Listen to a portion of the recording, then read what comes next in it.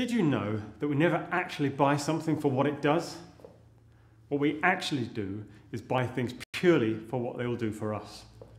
In selling, this is a subtle but important differentiation. All products and services have loads of features and functionality. But when we describe these to a potential customer, we've got to describe what it will do for them. It's only at this point will they see how it will benefit them. And it's these benefits that people actually buy, not the product or service itself. So join me now as we explore the benefit of benefits.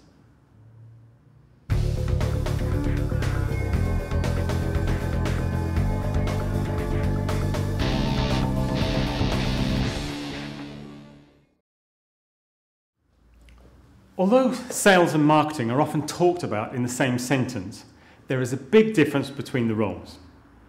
Marketing is about the promotion of the generic capabilities of a product, service, or even an enterprise, whereas sales is about creating the link between specific capabilities and a particular person, company, or situation. Although I'm not wishing to put all salespeople in the same group, experience has shown me that quite often salespeople market. What I mean is that we suggest ideas of how a customer will receive value from our product or service without linking it to any specific business requirement.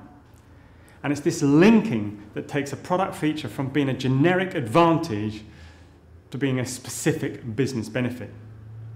So I'm going to give you an acronym to remind you that there is a key difference and one that will help you turn product features into business benefits. It's FAB. No, I don't mean it's FAB, as in an abbreviation of fabulous. I mean the acronym is FAB, F-A-B. It stands for features, advantages, and benefits.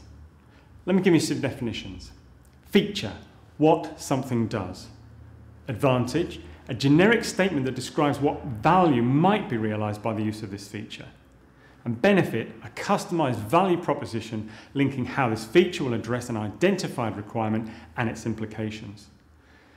So in theory, you can't create benefit statements until you've identified specific requirements and fully understood their implications.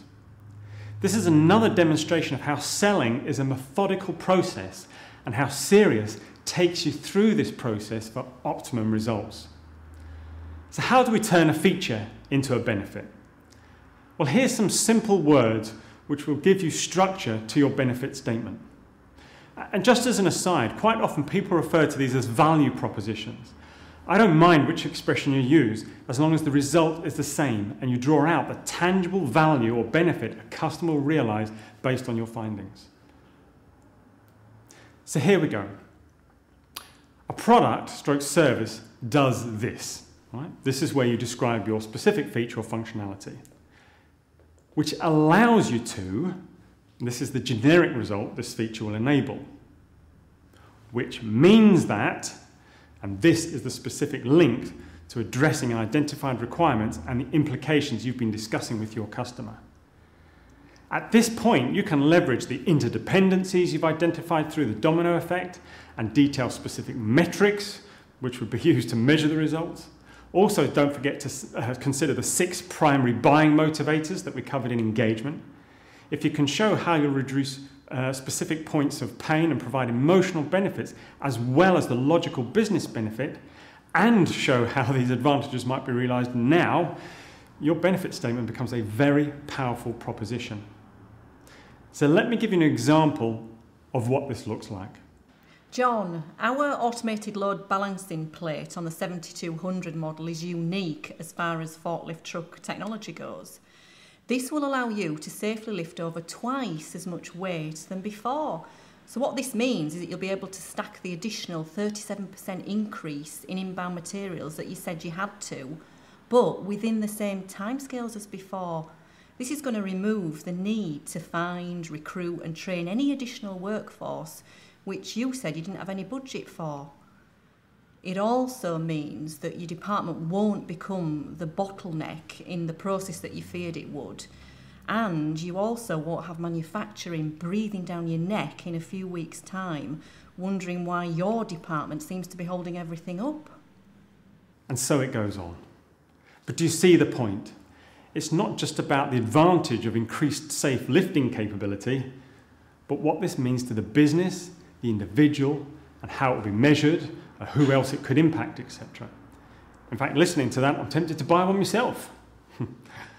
You can see now how much value the techniques we've covered, if applied, can have. You see, we're not just talking about being good at selling here, we're talking about the best practice principles that will make you an outstanding salesperson. So that's the benefit of benefit, and what makes fab so fab. So I'll leave you now to think about how you can link the requirements and implications of some of your customers to the product features you offer, and I'll see you again in future episodes. Goodbye.